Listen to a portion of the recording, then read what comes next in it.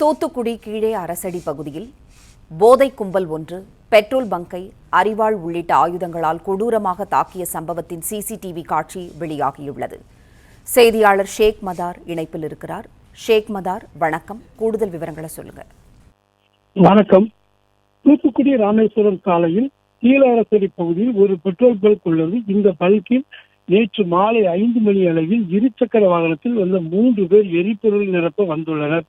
அதில் ஒருவர் பல்கின் அருகில் உள்ள கழிப்பறையில் சென்று சிறுநீரகம் கழிக்காமல் பல்க் அருகே சிறுநீரகம் கழித்துள்ளார். அதற்கு அந்த ஊழியர் சத்தம் போட்டுள்ளார்.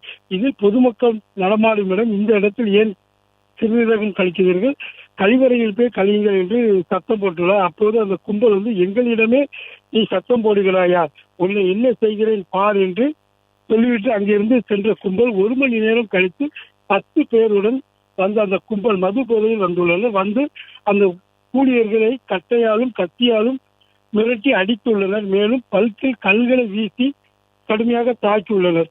இந்த சிசிடிவி காட்சிகள் வெளியாகியுள்ளது. மேலும் அந்த பல்கின் ஊழியர்கள் தூத்துக்குடி தாளமுத்து நகர் காவல் நிலையத்தில் புகார் அளித்துள்ளனர்.